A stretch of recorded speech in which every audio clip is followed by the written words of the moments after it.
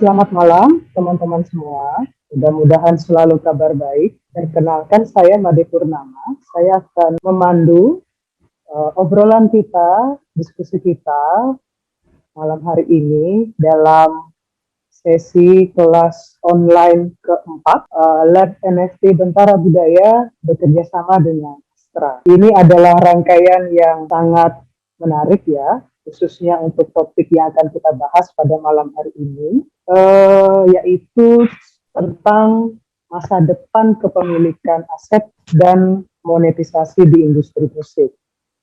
Sebuah tema yang relevan dengan dunia digital hari ini, sekaligus juga sedang hangat-hangatnya ya, karena hal-hal yang terkait dengan bagaimana kita bisa lebih mengembangkan lagi industri musik kita dalam dunia Web3 dan menjangkau seluas-luasnya pemirsa, termasuk juga para fans dari musisi, dan bagaimana itu juga dapat menghubungkan kita. Itu akan kita bahas hari ini.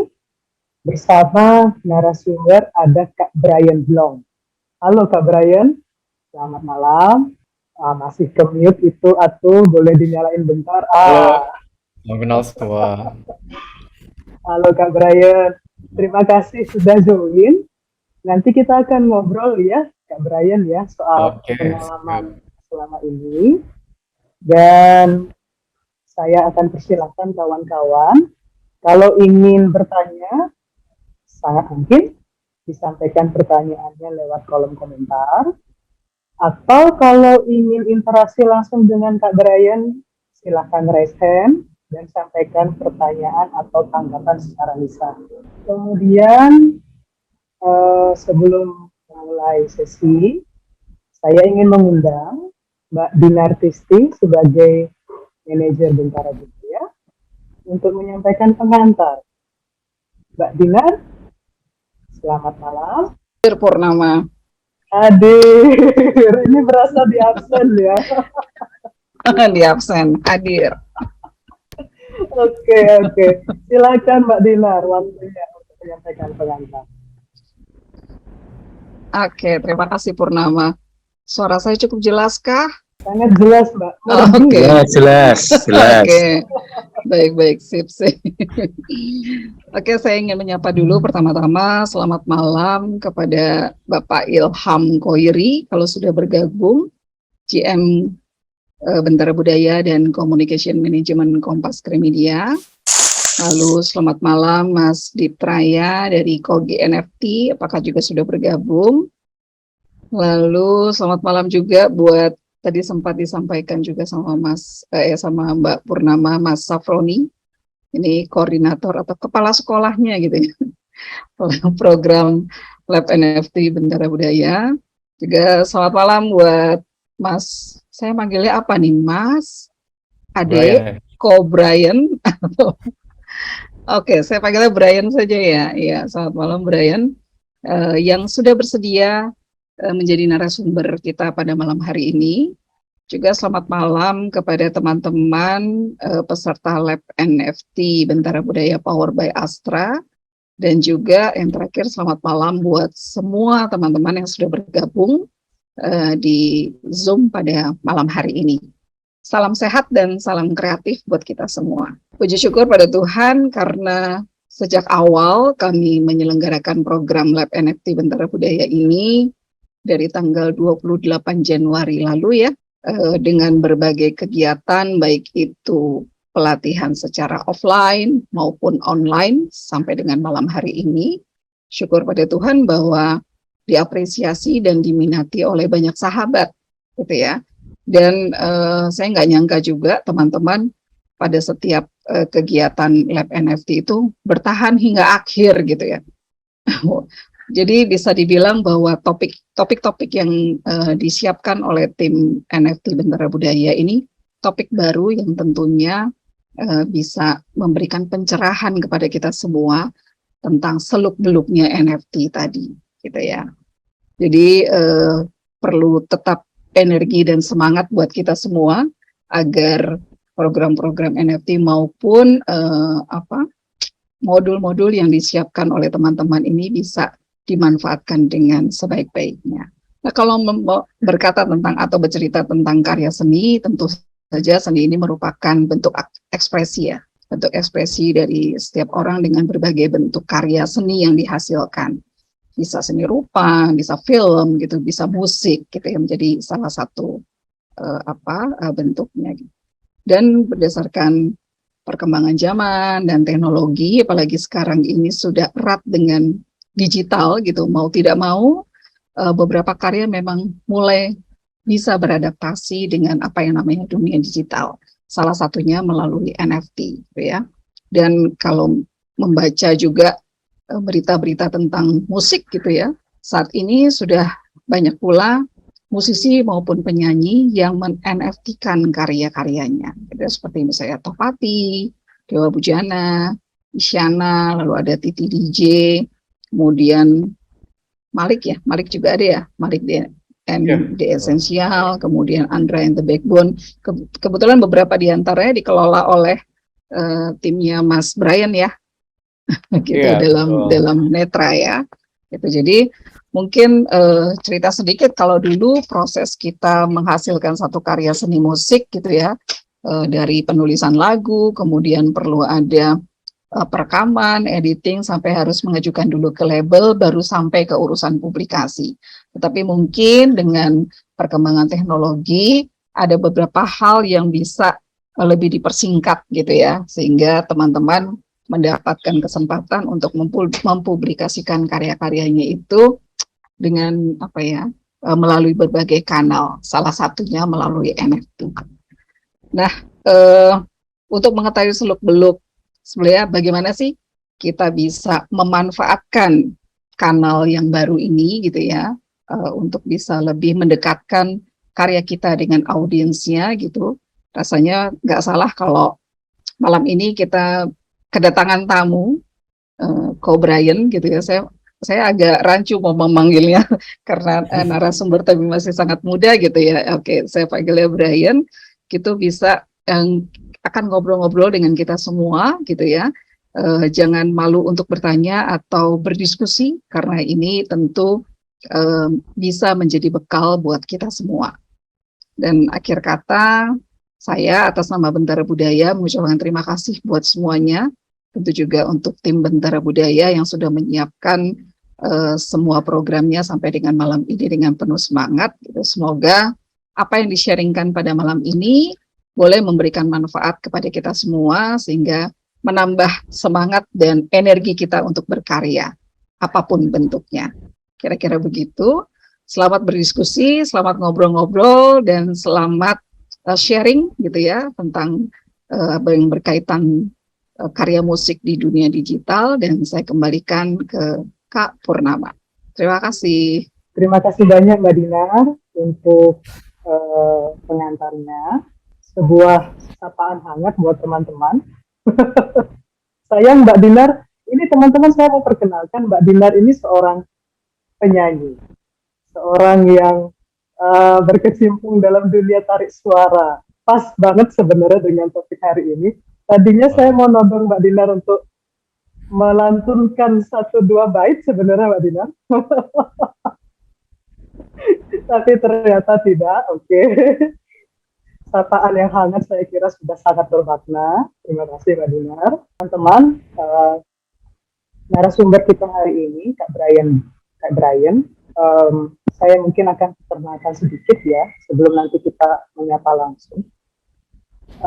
Kak Brian adalah founder dan presiden Netra. Ini adalah sebuah inisiatif yang memiliki visi untuk mengubah industri musik melalui Web3 dan teknologi blockchain. Dan ini adalah inisiatif pertama yang ada di Asia.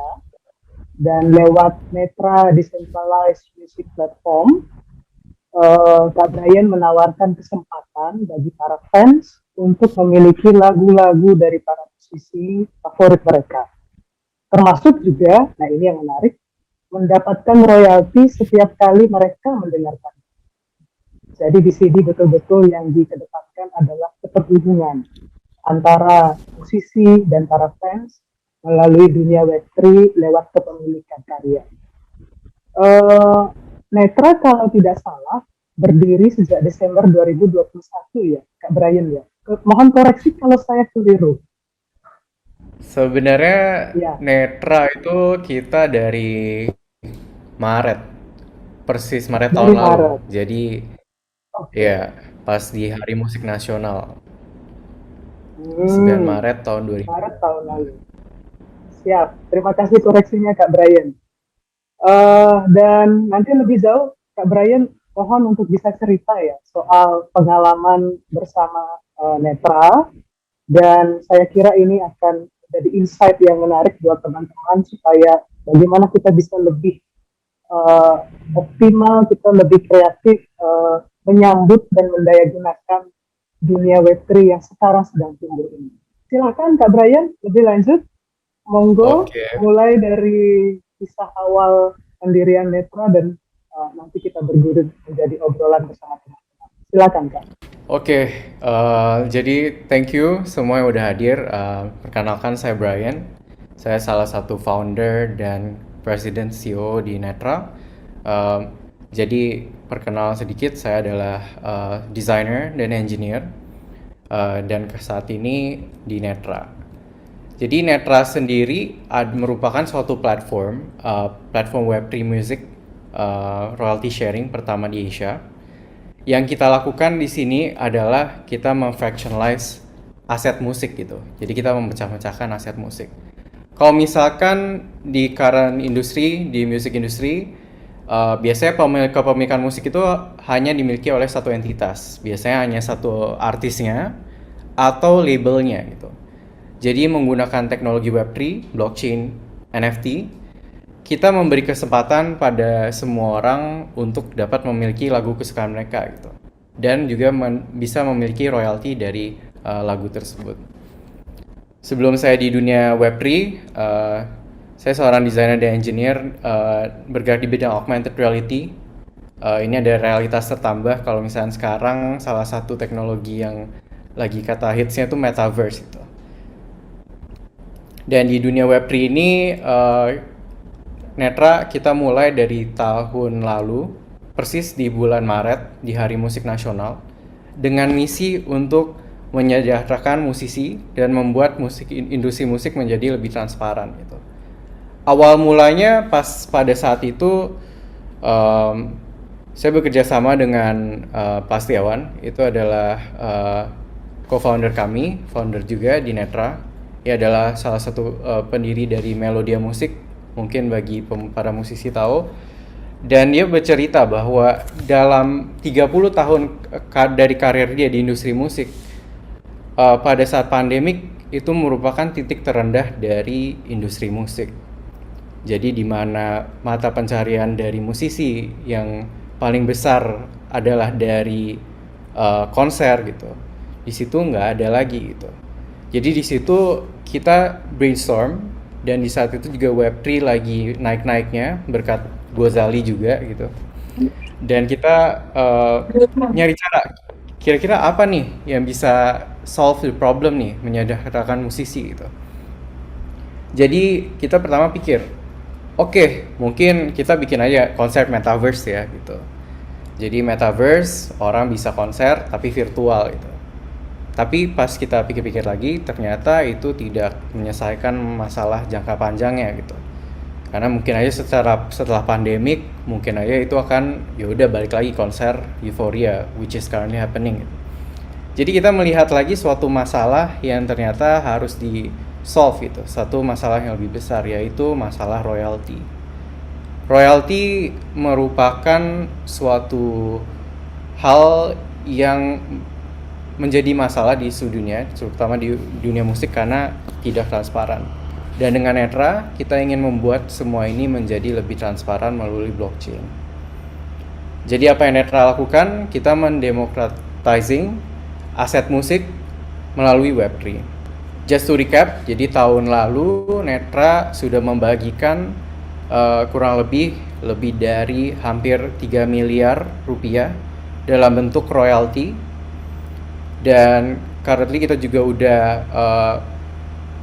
sudah ada lebih dari 3.600 NFT yang sold. Dan kita juga mempioneer payment secara mainstream melalui Web3 dan tetap sistemnya non-custodial. Jadi misalkan kalau dulu Web3 harus melalui bikin wallet gitu, seed phrase gitu, dan bayarnya harus menggunakan native crypto dari centralized exchange.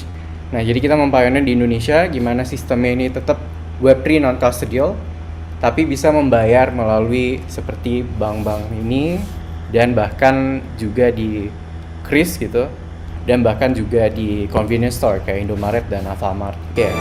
Jadi Netra, kita sudah ada beberapa artis, dan ini ada beberapa contoh dari artis-artis Netra yang sudah rilis.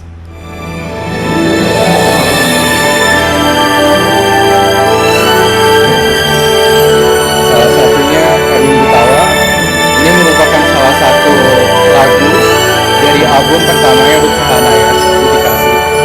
Jadi ini karena Erwin Gutawa adalah salah satu penulis lagunya dan juga bersama Harry Kiss, jadi dia ingin mengembalikan ini dalam bentuk media baru, itu NFT. Dan ada juga Dewa Bujana. Ini merupakan rilisan pertama kali kami di Netra, dan cukup beruntung karena lagu ini sudah lebih dimiliki dari 1.000 orang, dan pada tahun lalu menang AMI Awards. Dan ada juga contohnya Eros.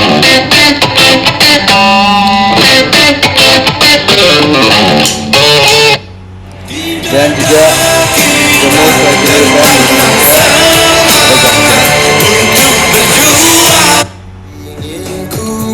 Jadi saat ini sudah Netra memiliki sudah banyak artis yang on board di Netra, dan kita more than 100 artis yang on board ke kita, dan akan rilis setiap 1 minggu atau 2 minggu di Spotify. Dan artis-artis ini sudah memiliki lebih dari 150 juta fans di Indonesia. Ini berikut yang sudah rilis di Netra. Hari ini kita akan membahas beberapa hal.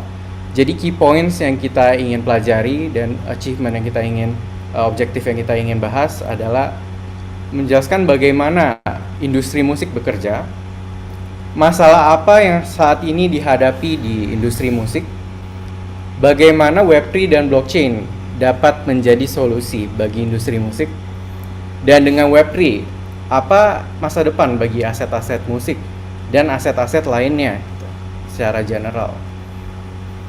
Kita akan mulai dari sejarah musik dulu. Jadi musik yang kita tahu itu mulai dari sebenarnya dari tahun 1877 dari mesin pemutar lagu fonograf namanya. Terus setelah itu ada piring hitam di tahun 48, dan juga ada kaset dan tape recorder dengan Walkman di tahun 79. Dan ada juga Napster. Ini sempat mengguncang musik industri ya, industri musik, karena ini banyak musik bajakan di sini. Jadi semua sharing music. Dan ada rilis di tahun 2001 dengan iPod dengan slogannya yang sangat terkenal, 1000 lagu di your pocket. Dan di tahun 2006 dengan modern streaming player seperti Spotify. Yang kita bisa lihat dari zaman dulu sampai sekarang, ini industri musik ini selalu berkembang ya, dan selalu menguntungkan dari sisi consumernya, dimana tadinya dari gede banget, terus dari piringan hitam, terus jadi Walkman, dan sampai sekarang semua orang bisa mendengar lagu di mana aja gitu. Jadi musik industri kita bisa lihat sudah berevolusi beberapa kali, tapi lebih banyak di customer experience-nya. Kita seringkali yang dilupakan adalah bagaimana industri ini bekerja dari saat lagu itu ditulis, saat lagu itu direkam, dan lagu itu distribusi, dan beserta deal-deal di belakangnya di industri musik seperti itu. Jadi kita akan membahas bagaimana industri musik ini bekerja. Oke, jadi ini biasanya typically di satu career dari seorang musisi, ia akan biasanya desain dari ke satu label jika ia memutuskan untuk masuk label.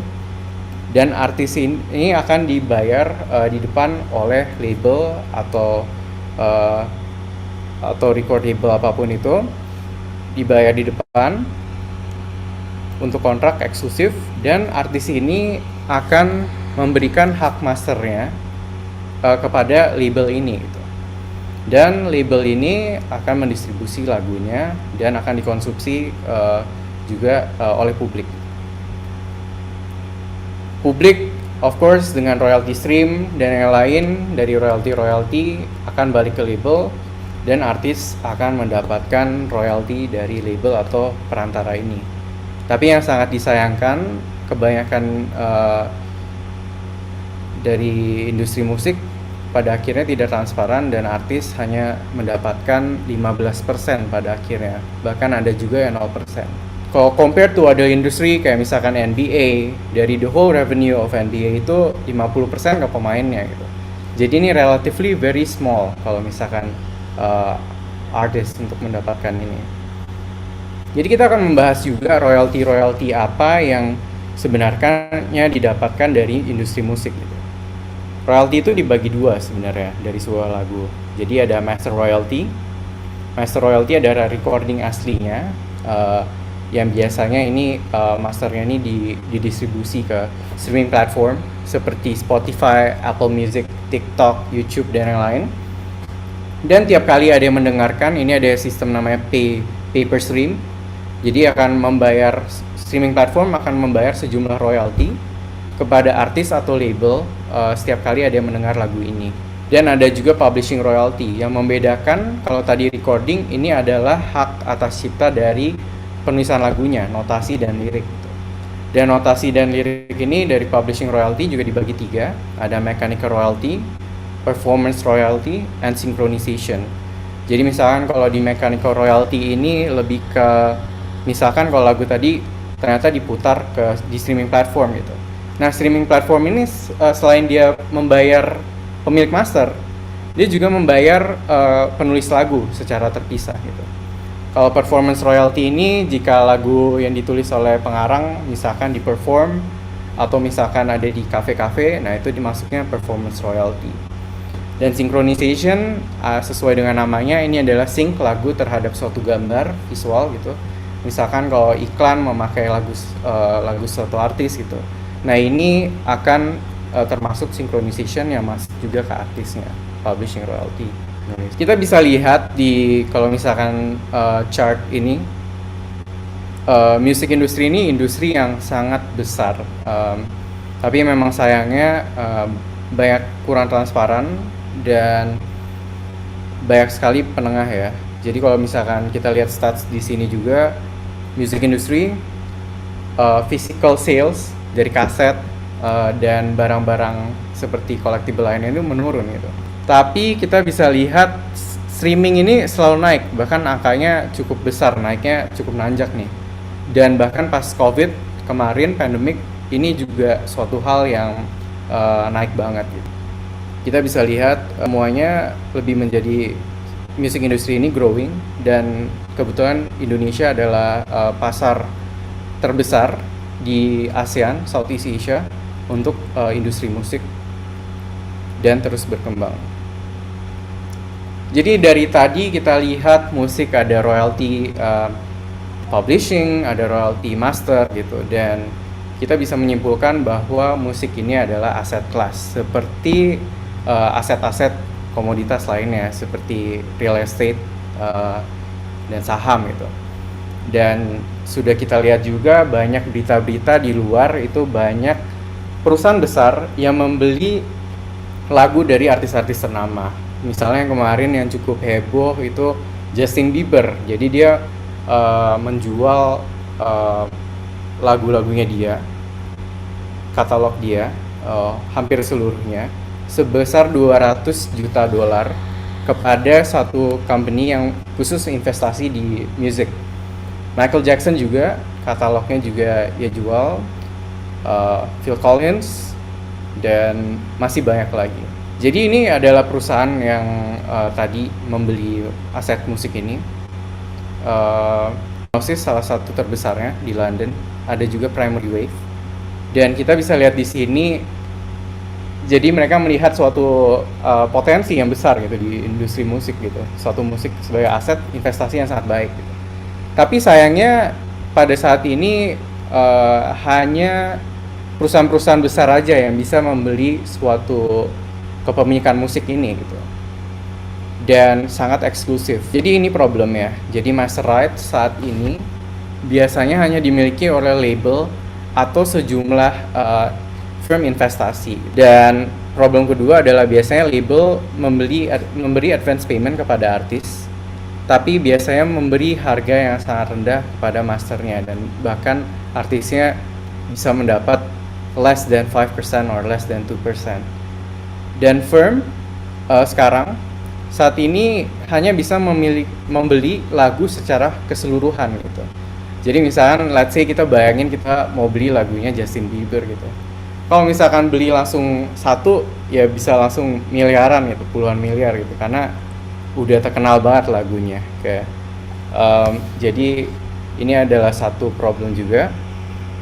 Dan artis karena terlalu banyak penengah, akhirnya mereka mendapat revenue yang cukup kecil dibanding industri lain. Jadi apa itu Web3 dan bagaimana kita bisa solve problem di industri musik ini? Ada suatu hal yang unik about Web3 ya. Jadi sebenarnya Web3 itu sudah ada sejak dari dulu, dan mungkin pertama kali use case-nya itu adalah dari Napster. Karena Napster ini adalah aplikasi yang terdecentralized. Jadi tiap kali dari user-user ini bisa upload lagu gitu dan bisa sharing file mereka secara decentralized gitu, dan tapi sayangnya ini bajakan. Jadi salah satu the first use case of Web3 itu sebenarnya ada di music. Tapi Web3 saat itu decentralized tapi belum menggunakan teknologi blockchain. Jadi di sini kita bisa mempelajari bahwa Web3 itu nggak selalu blockchain. Tapi blockchain itu udah pasti Web3 karena decentralized. Ini adalah sejarah dari the internet, mulai dari the internet, terus ada Web 1. Di saat Web 1 ini yang kita tahu, Web 1 itu kita bisa hanya bisa membaca. Jadi misalkan kalau kayak Wikipedia dan lain-lain, hanya satu sisi gitu, jadi satu arah. Dan kalau Web 2 kita bisa berinteraksi kepada website tersebut dari internet tersebut. Contohnya seperti Facebook yang paling terkenal, dan email juga, kalian bisa komen dan kalian bisa read and write di situ. Dan yang paling baru-baru ini adalah Web3, tapi Web3 yang membedakan dengan Web3 yang dahulu adalah Web3 yang disertakan dengan teknologi blockchain. Yang di sini kita juga bisa memiliki suatu aset digital. Jadi pada saat ini Web3 masih baru banget, early, dan sifatnya benar-benar seperti kayak internet pas zaman awal dulu. Jadi bagaimana blockchain ini men-solve problem semua ini? Karena blockchain ini pada dasarnya teknologinya adalah teknologi yang transparan. Jadi semua royalty distribution, misalkan kalau di dunia musik, itu dapat terlihat oleh publik gitu. Jadi kita bahkan saking transparannya juga bisa lihat royalty ini didistribusinya berapa persen gitu pembagiannya dari musik itu. Dan bahkan saking transparan lagi kita bisa lihat berapa banyak royalti yang diterima sih sama artis ini gitu. Kita bisa lihat di data publik berapa yang diterima gitu. Terus fair distribution, karena semuanya itu smart contract dan blockchain, jadi tidak ada penengah, semuanya smart contract dan automatic. Jadi tidak ada bisa ambil bagian di sini dan yang lain. Dan juga karena blockchain ini adalah network yang terhubung seluruh dunia. Ini adalah teknologi yang sangat aman dan tidak bisa, almost impossible to be hacked, dan juga last forever. Jadi solusinya untuk blockchain di musik ini adalah membagikan suatu aset tadi yang tadinya hanya eksklusif bagi firm-firm besar atau investor besar gitu, dapat bisa dimiliki oleh banyak orang. Contohnya dan ini juga artis, karena dia bisa menjual dalam bentuk kepingan, fans-fans bisa dapat membeli dan juga sebagian dari musiknya, dan juga mendapatkan royalti dari aset tersebut. artis yang tadinya hanya bisa menjual seluruh kepemilikannya dari suatu lagu, sekarang bisa menjual hanya fraction dari lagu tersebut. Jadi kalau misalkan let's say ini use case seperti ini. Misalnya Justin Bieber, dia kan jual di katalog yang kemarin itu termasuk lagunya Baby ya. Baby yang lagu yang terkenal banget, yang awal membuat dia terkenal karirnya. Kalau misalkan dia mau menjual seluruh lagu itu, dia merasa kehilangan kepemilikannya dari lagu tersebut gitu. Dan bahkan kalau misalkan dia mau perform lagi, mungkin dia ogah-ogahan karena udah bukan milik dia gitu. Tapi dengan teknologi blockchain NFT ini, kita bisa membagi kepemilikannya. Jadi artis masih bisa memiliki sebagian dan bisa menjual ke pie satunya gitu. Jadi dia masih memiliki sense of ownership terhadap lagu tersebut gitu. Dan karena ini di blockchain, semuanya transparan and no middleman. Jadi yang bisa kita bilang, we're taking blockchain ini membuat hal yang suatunya eksklusif dari Wall Street ke Main Street gitu. Jadi hanya dari yang satu aset musik yang investasi yang sangat eksklusif, sekarang bisa diinvest oleh semua orang. Jadi bagaimana cara melakukannya gitu. Jadi kalau di Netra sendiri, kita adalah pioneer dari fractionalized music asset. Fractional music asset seperti yang tadi adalah kepingan dari lagu gitu. Jadi ada satu contoh yang terkenal kemarin, lagunya Tulus by Titi DJ. Ini adalah lagu balasan dari lagu Hati-Hati di Jalannya Tulus. Pas itu ada netizen di Twitter yang challenge Bu Titi, jangan mau kalah dong sama Tulus itu, buat juga lagu judulnya Tulus gitu. Akhirnya Bu Titi menjawab challenge tersebut dan ingin mengembalikan dan memberi balik kepada community karena itu merupakan inisiatif mereka gitu. Jadi saat itu Bu Titi DJ mendecide untuk memberikan 50% dari master royalty-nya kepada 500 FMA atau fractional music asset yang menggunakan teknologi NFT. Jadi 500 NFT ini satunya merepresentasikan 0,1% dari master ownership dari lagu Tulus ini gitu. Dan ini bisa dibeli langsung di pas itu di dashboardnya di websitenya Netra menggunakan mata uang yang mainstream payment method. Dan setelah fans atau kolektor ini membeli suatu kepingan dari aset musik ini, selanjutnya tugas mereka adalah untuk mendengar lagu ini dan menyebarluaskan lagu ini.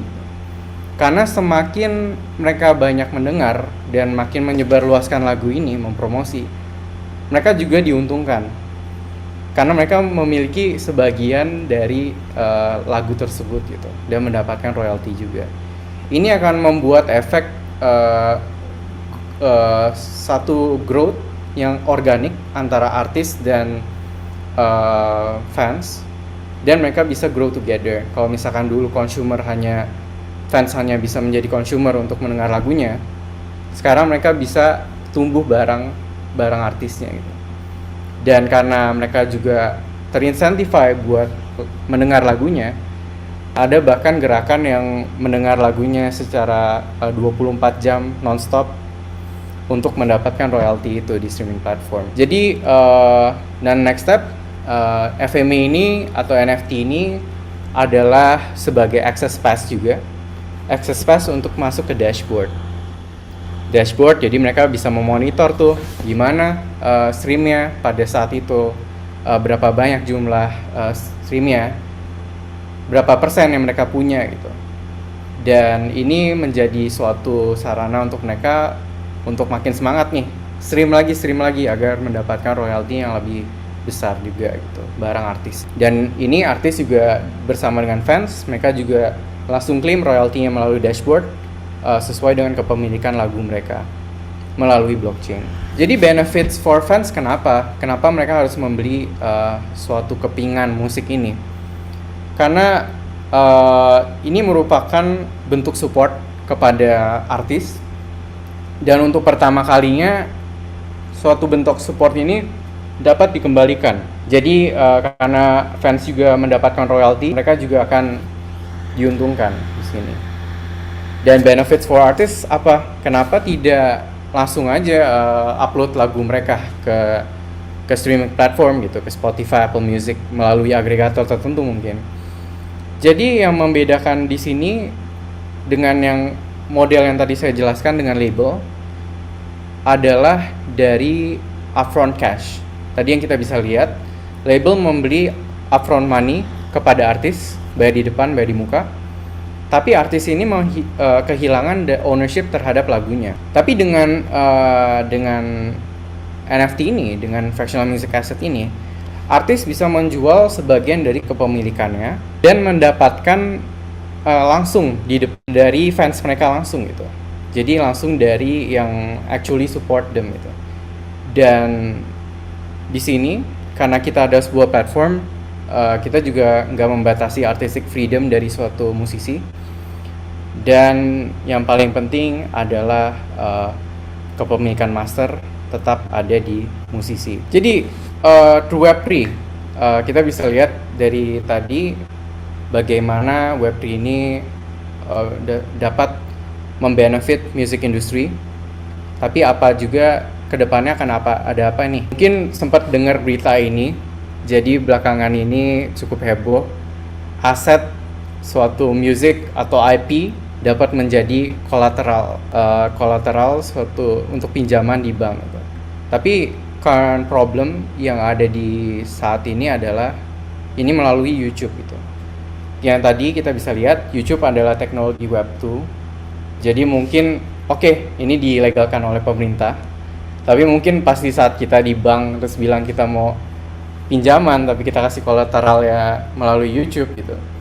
Ini mungkin banknya nggak mungkin ada yang mau gitu. Tapi dengan teknologi Web3, NFT, blockchain, karena ini ada ownership di sini, ini bisa menjadi suatu jaminan.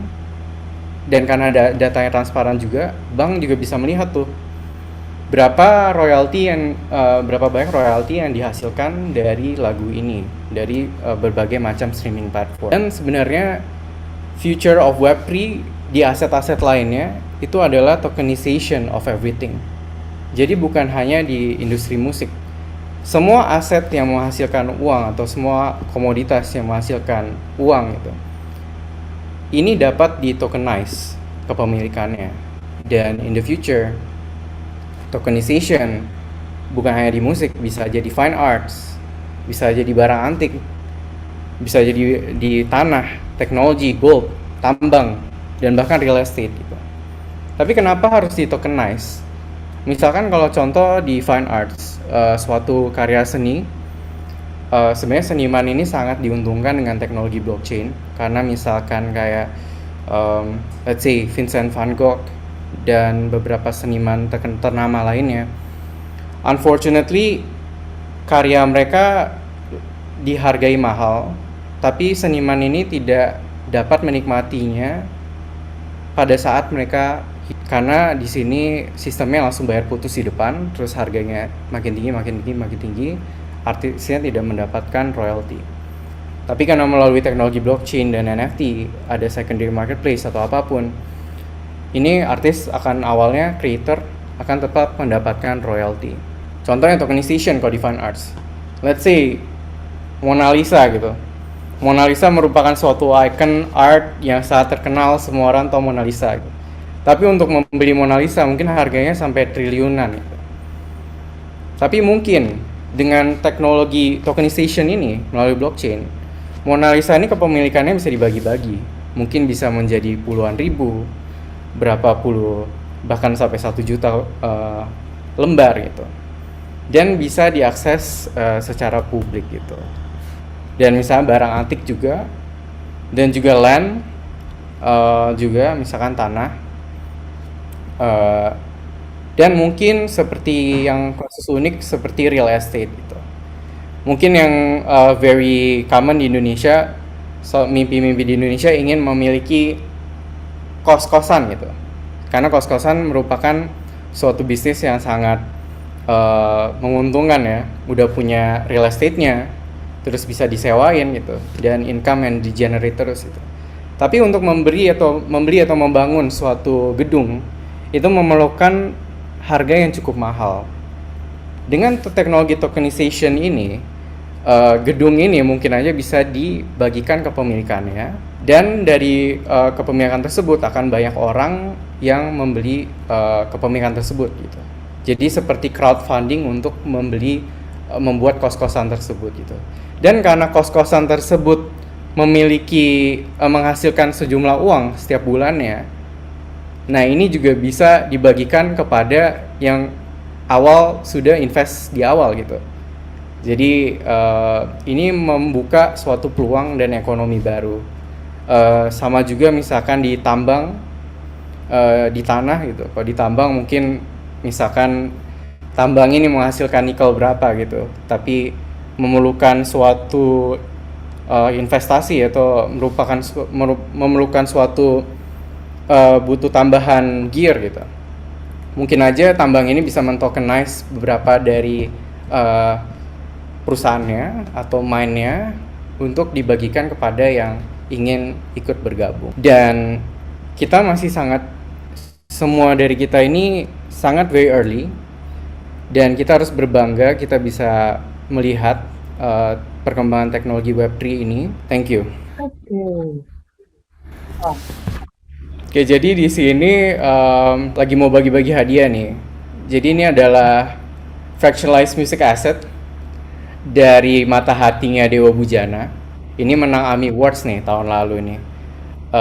Saya akan membagi tiga pertanyaan terbaik. Terima kasih Kak Brian untuk sebuah presentasi yang saya kira ini insightful ya. Kita punya pandangan yang lebih spesifik soal bagaimana NFT bisa diaplikasikan untuk industri musik kita gitu ya.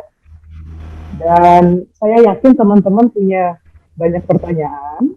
Itu silahkan kalau ingin mengajukan dalam kolom chat atau mau present. Ini saya langsung bacakan ya Kak Brian. Ini ada satu pertanyaan awal ini ya. Boleh ya? Apa ada marketplace dari Netra? Dan bagaimana kalau kita ingin menjual NFT musik kita? Apa yang Kak Brian lakukan dengan Netra? Silakan Kak. Oke, jadi Netra saat ini kita dalam fase kurasi. Jadi artis-artis yang upload ke Netra itu primary marketplace-nya di Netra. Tapi bagi pembeli yang sudah membeli FMA atau fractional music asset ini, dapat menjual kepemilikan dari NFT-nya ini di secondary marketplace yang support Polygon, karena kita berdiri di blockchain Polygon. Jadi seperti OpenSea, Rarible, atau secondary marketplace yang lainnya, itu kalian bisa menjual di sana gitu kepemilikannya. Dan uniknya karena tiap dari FMA ini menghasilkan royalti, sebelum menjual dari kepemilikan tersebut, kalian bisa milih dulu nih, royaltinya mau diklaim dulu atau dijual bareng sama royalti yang sudah didapatkan dari lagu ini. Aku nggak tahu kalau ini ada pertanyaan follow up, silahkan disampaikan ya kalau misalnya ada ingin dilanjutkan soal pernyataan Kak Brian tadi. Kak Brian, ini ada yang raise hand. Saya persilakan dulu yang raise hand ya, supaya kita ada interaksi sedikit ya. Oke. Siap. Silakan Kak Junior. Terima kasih. Apakah suara saya terdengar? Jelas. Kedengaran. Oh iya, oke. Ya, terima kasih atas kesempatan yang diberikan. Pertama-tama saya ingin mengucapkan terima kasih atas kesempatan yang diberikan, karena terus terang saya baru pertama kali ini mengikuti kegiatan ini, apalagi terkait dengan NFT dan tadi didiskusikan juga kepemilikan aset dan monetize di industri musik. Saya ada 3 pertanyaan. Untuk yang pertama ini, seperti kita tahu di pemerintahan itu, di kementerian, di Kemendikbudristek itu ada namanya Direktorat Perfilman Musik dan Media.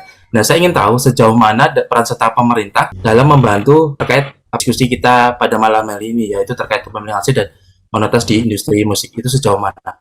Kemudian yang kedua, ada nggak sih tips dan trik yang karena tadi saya lihat kan nama-nama besar semua ya, musisi besar semua ya.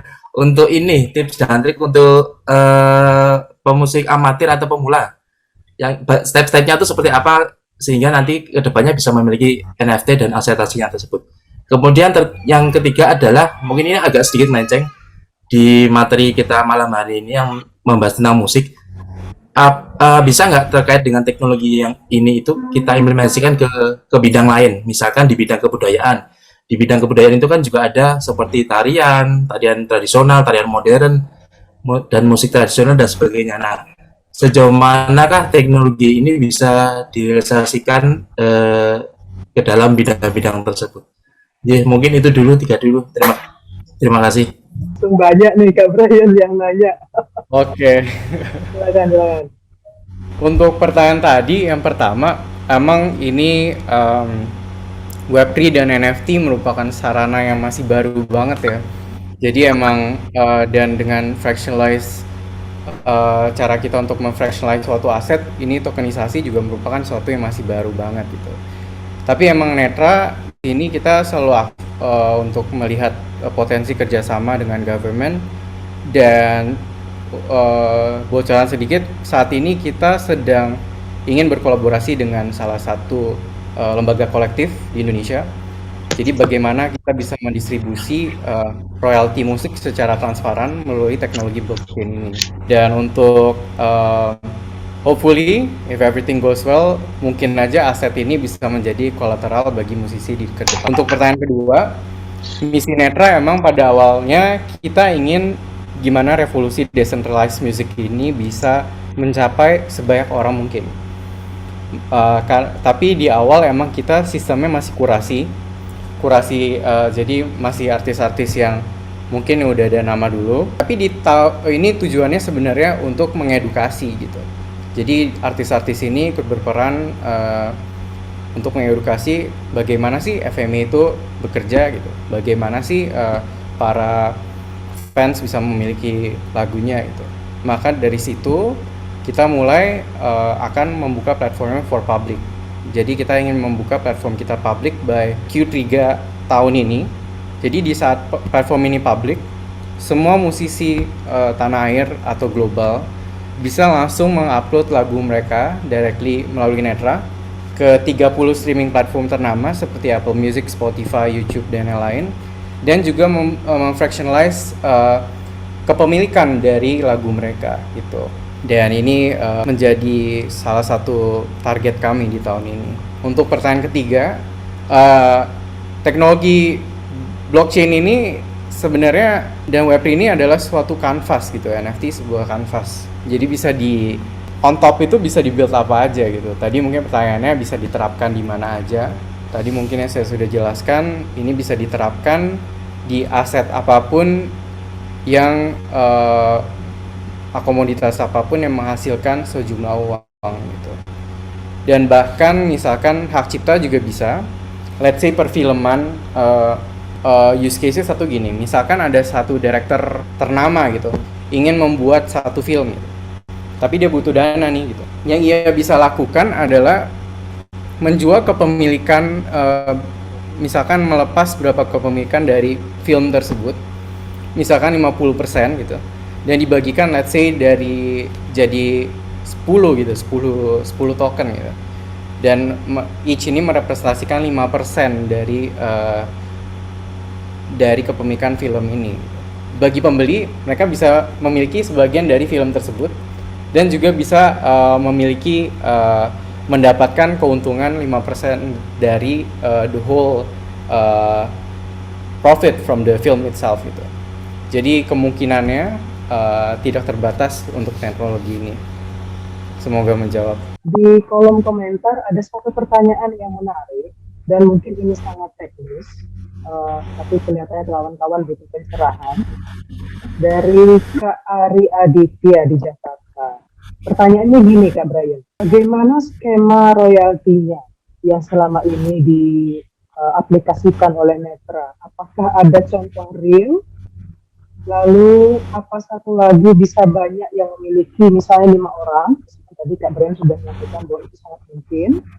Tapi jika dimiliki oleh banyak orang, bagaimana pembagian keuntungannya? Kapan dibagikan? Apakah ada real time pada saat ada penjualan? Misalnya begitu. Oke, pertanyaan bagus. Jadi emang teknologi blockchain ini, smart contract ini, kita dari awal sudah bisa men-set gitu. Berapa yang misalkan let's say artis ini membagikan 50% dari kepemilikan lagunya gitu. Dan dari awal udah bisa ditentukan tuh 50% ini mau dibagikan jadi berapa saham gitu. Seperti persis kayak IPO, tapi pas ini buat lagu gitu. Jadi, dan dari sisi musisinya sendiri, misalkan contoh unik dari God Bless Semesta, ini salah satu komposernya adalah Pak Fajar, drummernya God Bless, dan juga produsernya adalah Topati. Nah, dari internal mereka, 50% bagian mereka ini dibagikan kepada musisi yang berkontribusi melalui smart contract. Jadi persentase-persentasenya udah jelas itu.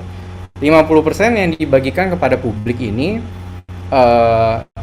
bisa dibagi sebanyak apapun gitu. Bahkan sampai 1 juta keping pun bisa gitu dengan harga yang lebih murah gitu. Jadi sistemnya pembagiannya seperti ini. Let's say tadi kepemilikannya dibagi menjadi 500 gitu. Jadi 50% 500 0,1%. Dan pemilik lagu ini, fansnya mendengar lagu ini di seluruh streaming platform, Apple Music dan lain yang menghasilkan royalti. Nah, royalti ini akan, karena Netra yang mendistribusi lagunya, kita akan kumpulkan royalti ini dan membagikan secara on-chain dengan smart contract kepada pemilik-pemilik sesuai dengan bagian mereka masing-masing. Jadi misalkan let's say ternyata royalti dalam berapa tahun itu ada 100 juta gitu. Dan jadi kalau misalkan kepemilikan dia ada 1%, berarti orang itu mendapatkan 1 juta. Nah, karena ini royaltinya kita dapatkan dari streaming platform, kita pembagiannya mengikuti juga dari streaming platform. Biasanya streaming platform itu datanya mereka bisa real time, tapi pembagiannya adalah setelah 3 bulan. Jadi setelah delay 3 bulan, misalkan rilisnya di Januari, nah itu April baru dapat tuh royalti pertama. Tapi setelah itu tiap bulan sekali langsung dapat terus untuk selamanya. Seperti itu, semoga menjawab. Ada satu pertanyaan lagi di kolom komentar ini, Kak. Ini dari Kak Div ya, soal pengistilahan supaya kita, saya nggak tahu, punya semacam definisi yang sama gitu ya, kategori yang sama soal apa itu NFT. Dan kebetulan Kak Div ini menanyakan kenapa Brian memberi istilah FMA pada NFT yang dirilis. Apakah itu bermaksud untuk menghindari penggunaan istilah NFT yang menurut dia overuse atau gimana gitu? Untuk sama persepsi aja sih ini, Kak. Oke, ini pertanyaan bagus banget. Karena emang kebetulan istilah fractional music asset atau FMA ini kita ciptakan sendiri akhir tahun lalu gitu. Alasannya sebenarnya cukup simple, karena sebenarnya NFT itu kan sebuah kanvas ya. Sebuah kanvas yang dapat diisi apapun. Tapi konotasi NFT ini kebanyakan itu dipakai di NFT art atau yang visual gitu. Kalau misalnya di NFT art yang membedakan dengan FMA itu cukup berbeda, karena kalau misalnya NFT art kita beli NFT-nya, salah satu-satunya cara bagi user mendapat untung dari dari NFT tersebut adalah menjual kepemilikannya gitu. Kita membuat term FMA karena ini agak cukup beda gitu. User membeli FMA, mereka ada 2 cara untuk mendapat untung gitu. Mereka diamin aja, denger lagunya terus di streaming platform, grow bareng artisnya dan claim royaltinya, atau mungkin juga bisa jual juga seperti FMA art gitu. Jadi istilahnya kita cuma ingin ini sih membedakan kalau ini suatu medium yang berbeda gitu. Semoga menjawab. Medium yang berbeda tapi mungkin definisinya hampir sama ya, Kak Brian? Iya, teknologi yang sama. Oke, baik. Terima kasih penjelasannya. Sebelum kita persilahkan kepada teman-teman yang raise hand, ada satu pertanyaan yang saya kira juga menarik untuk direspon dari Kak Maggie Bang, namanya Maggie Z ini. Pas banget sama tema kita. Kak Maggie bertanya soal, nah ini, bagaimana jika karya orang lain yang belum terdaftar di blockchain, tapi kita mendaftarkan dengan akun kita, itu apakah Netra punya policy atau concern soal ini? Kak Brian. Oke, jadi emang pas di awal Netra, pertama kali kita berdiri di tahun lalu, itu kita membatasi kepada musisi karya yang mereka rilis itu harus benar-benar original song yang mereka ciptakan sendiri gitu, baru bisa dirilis itu. Namun karena ternyata kepemilikan dari lagu ini dan penulis itu cukup banyak gitu, dan artis baik yang juga mau pakai karya penulis lain gitu, kita mulai men-establish publishing gitu. Jadi publishing ini tujuannya untuk jika artis mau memakai lagu ini, kita akan menyediakan jasa untuk ngecek ke publishingnya mereka atau langsung kepada penulis aslinya untuk mengizinkan pakai lagu aslinya itu, lagu tersebut gitu. Tapi misalkan kalau amit-amit ternyata pas platform publik nih, terus ada yang upload lagu orang lain gitu. Nah itu terpaksa karena ini di blockchain tetap ada. Cuma secara di depannya itu akan dihilangkan karena tapi dengan cara hilangkan ini kita tidak mau hilangkan langsung secara sendirian, tapi juga dengan sistem voting. Eh, Nantinya akan ada DAO atau Decentralized Autonomous Organization yang ikut voting kalau misalkan lagu ini melanggar aturan gitu. Semoga menjawab.